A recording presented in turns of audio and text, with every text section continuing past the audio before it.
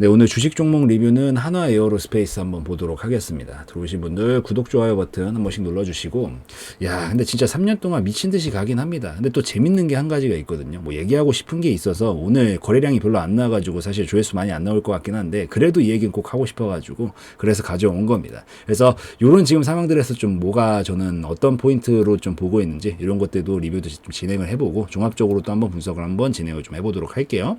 우선 뭐 한화 에어로스페이스 뭐 너무 대표적인 방위산업주의자 우주항공 테마랑 관련이 되어 있는 그런 종목이죠. 그런 종목이고, 이런 종목들은 그러니까 제가 이제 흔히들 뭐 원래는 좀 뭐 잡주라고 부르는 소형주들을 좀 많이 다루기는 하는데, 막 이런 우량주들 같은 경우에는 제가 다룰 때마다 설명드리지만 이런 것들은 단일 이슈, 단일 테마로 가는 경우는 그렇게 많지는 않다라고 항상 말씀을 드리죠. 얘네들은 결국에는 종합적으로, 그러니까 어떤 이슈 막 테마 하나가 잡혀가지고 막 미친 듯이 그걸로 막 쏘아 올린다라기보다는 그냥 전반적으로 업종의 흐름들, 그리고 이게 또 이 재무적인 부분들이랑 결합돼가지고 거기서 결과가 좀 나오고 부각이 나타나기 시작하면은 그런 것들을 토대로 굉장히 길게 오랫동안 좀 가려는 성질들이 굉장히 있어요. 근데 기본적으로 이 한국항공우주 때도 그렇고 지금 요 하나 에어로스페이스도 그렇고 기본적으로 지금 업종 자체가 우주항공 산업 테마들은 그냥 계속 꾸준히 우상향을 그리고 있는 그런 곡선을 만들어내고 있습니다. 그래서 저는 업종적인 부분들로 인해서 지금 움직임을 계속 이어나가고 있다라고 보고 있고, 뭐 최근에 이슈 굳이 따지자라고 하면은 그 막 누리호 이런 것들 발사도 있었던 것도 충분히 부각을 받았고, 그 다음에 뭐 방산 관련해서는 저기 뭐 폴란드라든가 루마니아 이런 것들 막 협력 이런 것들 관련된 얘기로도 좀 부각을 받으면서 움직이고 있다라고 보시면 됩니다. 근데 이제 뭐 방산이야 사실 좀 워낙 특수한 케이스의 테마기 때문에 뭐 방위산업 테마들 같은 경우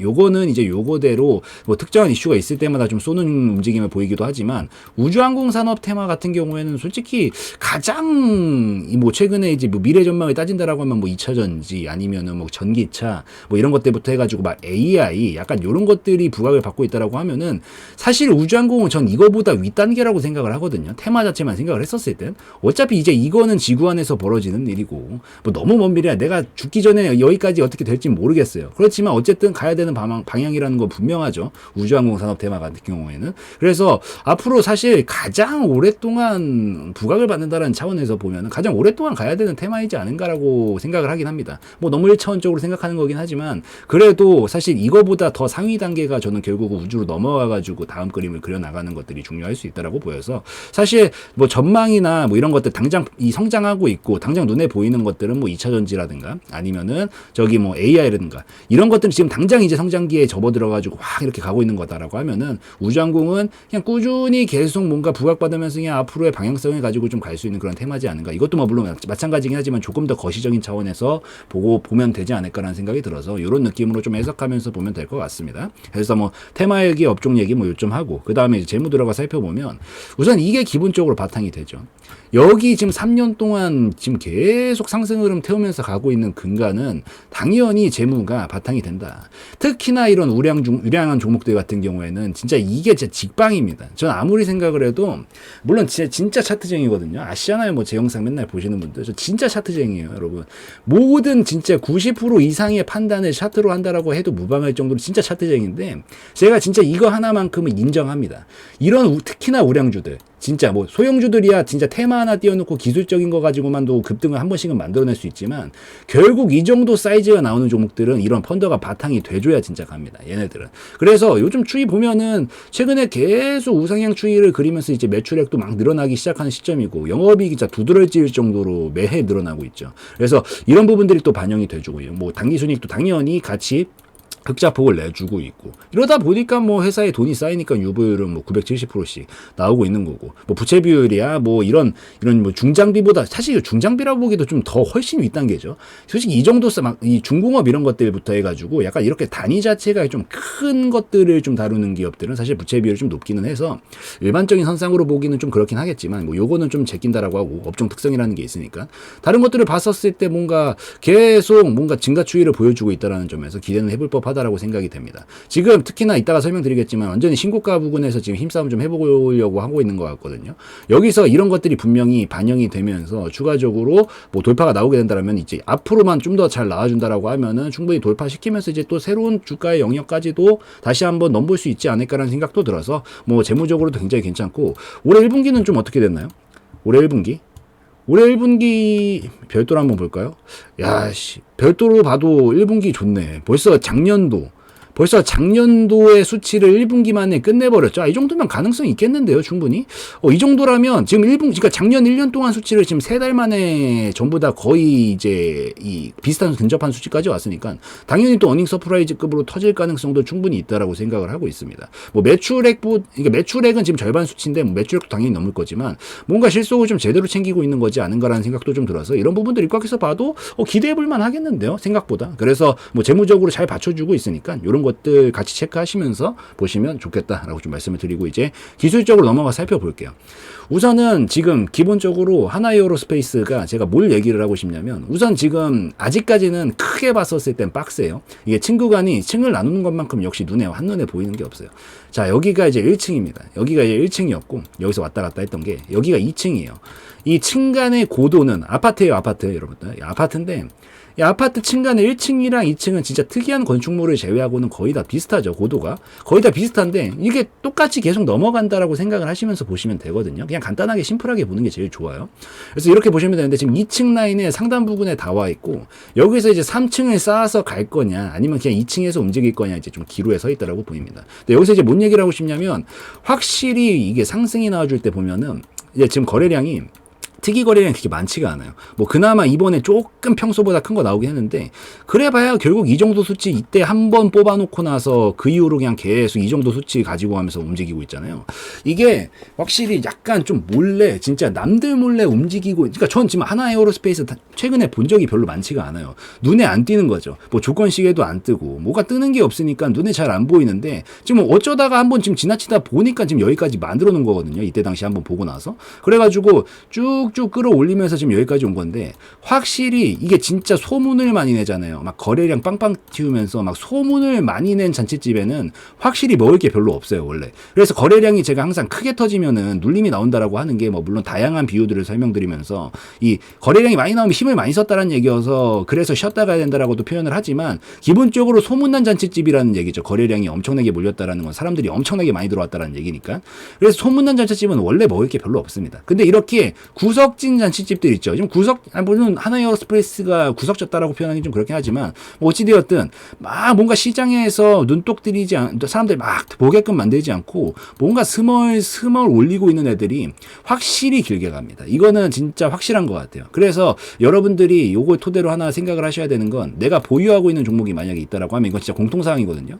보유하고 있는 종목이 있다라고 하면은 이 보유 종목이 물론 이 선택을 할 때는 앞전에 막 거래량 파동 만들면서 준비 중인 것들을 고르는 게 맞는데 내가 보유를 한 그 시점부터는 거래량이 최대한 안 나오길 바라야 됩니다. 이게 어쨌든 많이 나오는 순간은 피날레 작업이다라고 거의 봐야 돼요. 단기적으로는. 그래서 막 많이 몰리면 사람들 잡상이 막 들어오고 막 그러니까 이 사람들 뭐 다 던지고 나갈 거 아니에요. 그러니까 막 차트가 지저분해지고 그러는데 이렇게 약간 몰래 진짜 운전을 잘하는 거죠. 몰래 조금씩 이렇게 끌어가고 있는 종목들은 확실히 이게 무리를 하지 않기 때문에 사람들 눈에도 잘 안 띄고 쫙 끌어올리기가 좋다. 그래서 기본적으로 보유한 종목들은 거래량이 안 터지고 가면 갈수록 좋은 거고 보통 그 끝단에서 거래량이 큰 걸 하나 티우기 때문에 거래량이 터질 때 익절 타이밍을 조금씩 분할적으로라도 잡아가는 게 좋다라고 좀 저는 보는데 해어나 에어로스페이스 보다가 지금 그 생각 들어가지고 들고 와가지고 찍고 있는 거예요. 그래서 이런 느낌으로 가고 있는 거고 지금 이제 딱 최고점 한번 건드려 봤어요.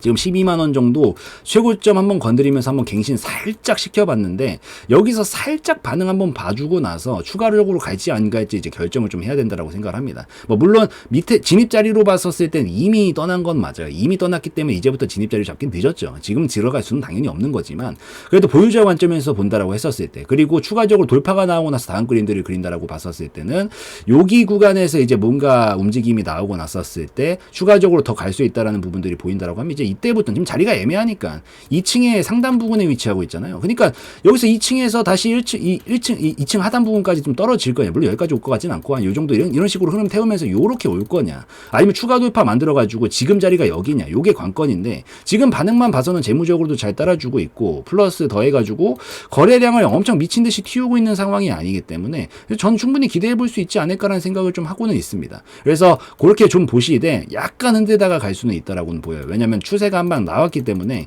약간 좀 힘싸움 좀 하다가 다시 모아가지고 터뜨릴 가능성이 있다라고 보이거든요. 그래서 여기서 좀 크게 지금 라인을 잡아드리면 안전선을 딱 잡아드리면 조금 짧게 잡으면은 한 10만 원 정도 어차피 딱 라운드 피겨 구간이어가지고 뭐 10만 원, 만 원 막 이런데 1,000원 이런 데 구간들은 보통 중요한 자리를 잡는 경우들이 많아서 단기적으로 좀 짧게 내가 좀 이 민감하게 반응하는 타입이다라고 하면은 여기가 안 뚫리면은 올라간다라는 관점으로 보시면 되고요. 조금 더 이 스윙이나 중장기 관점에서 조금 더 좀 길게 잡는다. 내가 중요한 조금 더 길게 잡는다라는 타입으로 보면은 여기 구간 정도까지가 이제 맥시멈 라인으로 잡고 보면 되지 않을까라고 생각을 합니다. 그래서 여기 이건 성향 차이라서 제가 저라면 사실 저는 짧게 치는 걸 좋아해서 사실 이 구간을 좋아하긴 하거든요. 근데 이게 큰 흐름상 봤었을 때는 여러분들 이거 같이 안 보고 있구나.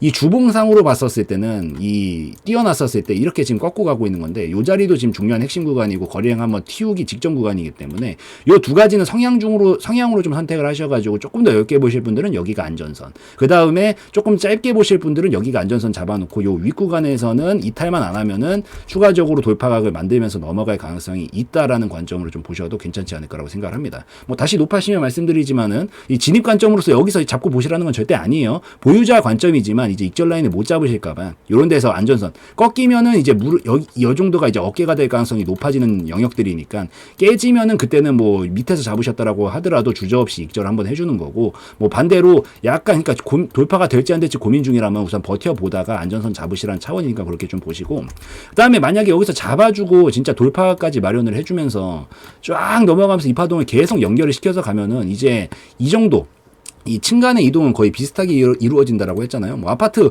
뭐 1층 높이가 이런데 2층 높이가 더 훨씬 커. 막 그리고 막 그러면 이 사람들은 화가 나겠죠. 그러니까 층간의 고도는 비슷하다라고 생각을 하시고 이제 12만 원 선 이상 확실하게 강하게 치면서 넘어가면은 이제 이마만큼 파동은 더 넘어갈 수 있다라고 보시면 될 것 같아요. 말이 진짜 안 될 것 같은데 이게 진짜 말이 됩니다. 이 당시에도 2만 원이던 시절에 이게 과연 10만 원 온다고 생각을 했었을까? 라고 반문을 해보면 답이 나오죠.